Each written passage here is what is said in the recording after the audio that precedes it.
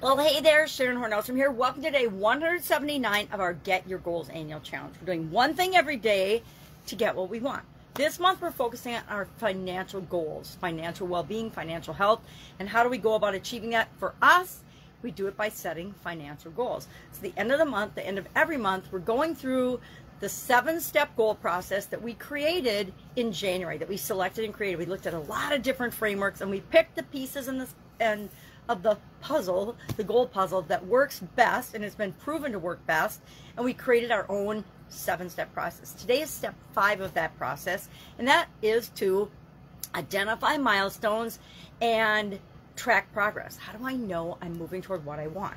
So we identify milestones. For me, I identify milestones by going back to my strategy and plans, and the plans, the big project plans, those become my milestones. So as I achieve each of those plan steps, that is a milestone. That's how I determine my milestones. And depending on the goal, they can be really, really easy to understand and identify. And some goals, it can be hard to identify. I like financial and physical goals in those areas of my life because they're very subjective. It's easy to know, have I lost weight or not? Have I gained muscle or not? Have I firmed up or not? Have I made more income or not? Have I paid off credit card debt? Whatever the goal is, it's pretty easy to measure. Either I'm moving toward it or I'm not.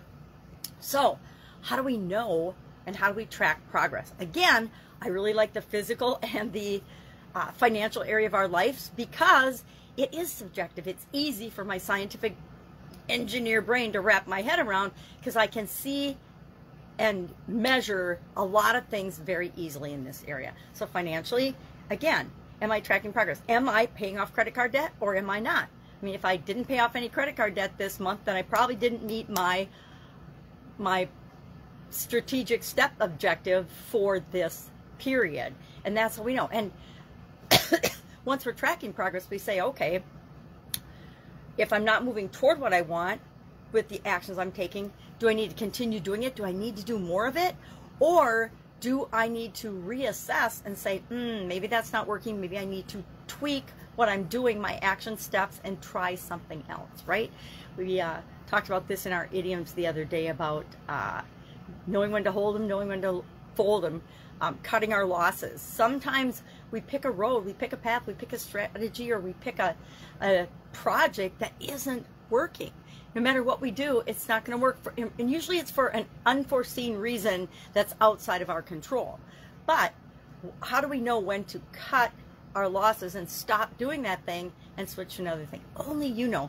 I like to tap into my intuition because usually my intuition, if I listen to my gut, tells me long before the results are really, really negatively impacted that I'm going down the wrong road. It doesn't feel right. It feels icky or off or yucky to me or bad in some way to me.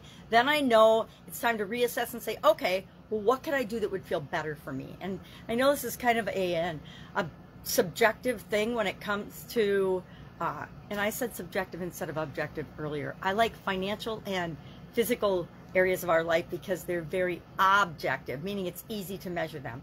Why do I mix those up all the time when I speak about them? They're straight in my brain and crooked when they come out of my mouth. All right, so what are we doing today? We are identifying some milestones for the financial goal we've set for ourselves. So for me, for example, there's steps in my plan, and each of those have become my milestone. So for example, I'm setting up a new business to add an additional stream of income. Now, when I've got all of that set up and all of that in place, that's the first milestone. Then the next milestone is a certain level of revenue or sales, et cetera, et cetera, et cetera. And I know I'm moving toward it if I'm meeting those little dead posts, milestone posts. And if I'm not, then I will reassess and adjust, because whenever we're starting something new, it requires a lot of tweaking and testing and adjusting and flexibility in order to achieve what we want. So today we're identifying our milestones, just some. You don't have to have a gazillion. Maybe you just have 4 or 6 between now and the end of the year for your particular goal. And then how will you know, and how are you going to track progress to know if you are moving toward what you want or not, meaning achieving that goal by the end of this year? Any questions? Hit me up. Otherwise, I'll be with you tomorrow. Have a great day.